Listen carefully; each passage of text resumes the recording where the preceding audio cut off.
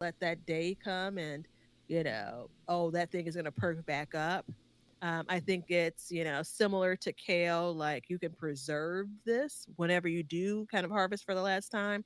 Similar to kale, it is also said to be tastier. I'm stopping short of saying sweeter after the frost hits it, but that's what the people tell me.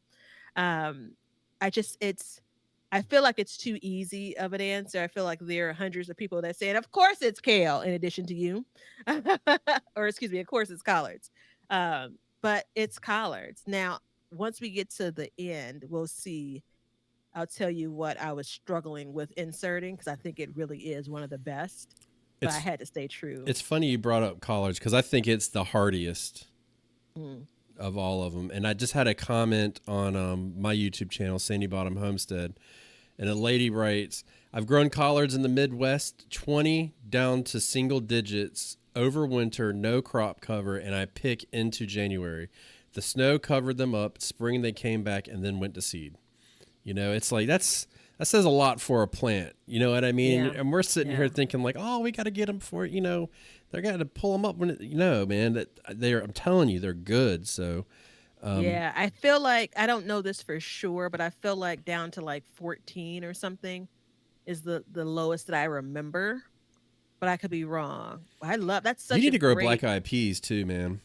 So you can have collards and black eyed peas. I'm gonna so send you many some of things. my black eyed peas. So many things I need to do. I'd love to grow some Sandy Bottom Homestead black eyed peas. I was talking I'll to send you some.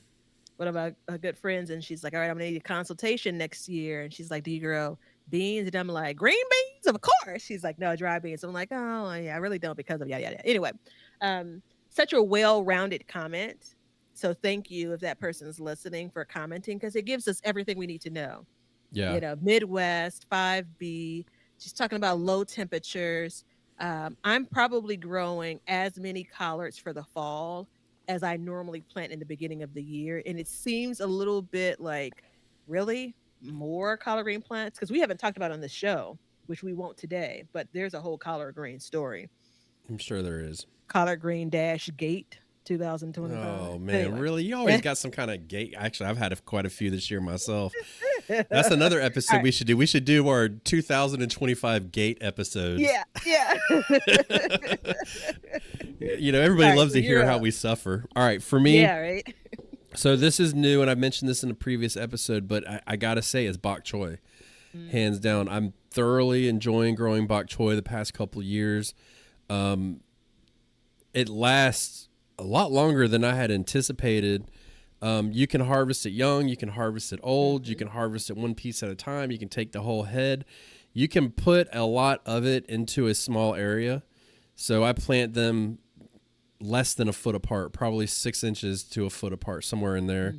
Mhm. It's just, and they look really good when they grow. There's some things, and we don't talk about aesthetics a whole lot, but when you see those plants and they're all lined up perfectly like little soldiers waiting to go get some grub, man, it just look good, And it's like you can get cabbages that line up really nicely, but then they get all like beat up and all that stuff. But the bok choy is, I'm telling you, the only issue I have with bok choy, and I guarantee you, variety could fix this. If I found the right variety, I think it would fix it. But my only issue is I wish there was more leaf. Less stem, more Mhm. leaf. Come on, people. Mhm. What are we doing here? But we figure it out. We make it happen. And if you grow enough of it, we'll eat some just for the leaves, and then we'll eat some Mhm. for the whole thing. We'll eat, so you can split it up. But the reason why I like it is because you can grow a lot of it. Yeah. And you I can let it get to the size that you want. so I feel like I smile so hard at we don't talk about aesthetics often. And I'm like, I'm always trying to talk about the aesthetics in the garden. I like a pretty garden as far as vegetables. You're spot on about cabbage. Like they're just so cool. And then it's like, but they go through war. Bro. Like the amount of leaves you toss from the outer side of it, Yeah. and those aren't pretty leaves you're tossing either. Um, so there's that bit. And bok choy is just a really cool plant. Yeah. right? There's a certain tenderness, but it's still, hardy. Like it's just a really cool plant. I'm actually going to be go ahead and say something, Batavia, that you're going to go back and the evidence is going to show you did something differently. The plan is to sow those seeds in between those two kale plants up against the garage. So I what think seeds? that's Bok choy? bok choy seeds. Yeah, Yeah. that's my plan to grow them there. I've not grown them this season. I've not grown them last season either. It's susceptible to the cabbage worm for me, Yeah. which I literally have a list in my phone for. So when I say cover, this time of year it could be one of two things, but generally when I say cover, when we're talking during the season, it's insect cover, like some type of insect netting, some type of barrier which, protects these plants from, ultimately what's going to turn into the cabbage worm. Of course, there are other, and that's an organic method. There are other organic methods that you can use, including using BT, as a spray that's organic.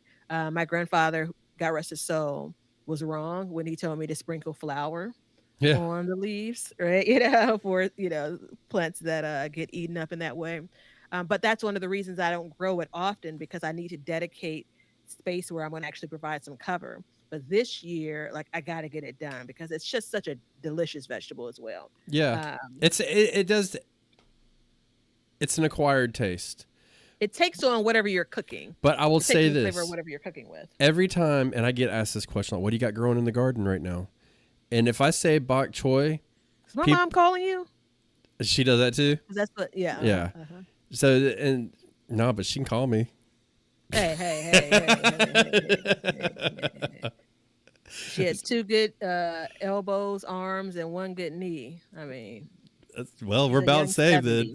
70. But what I every time and somebody likes bok choy, it's like, "Ooh, you got bok choy? Can I have some?" Like people really, really like bok choy. Mhm, mhm. So, yeah, There's a it's certain freshness that bok choy adds to the fall garden that you kind of only get with lettuce. Everything else still feels heavier. you took it out of my Yeah. mouth. Yeah, yeah. Everything else still feels heavier.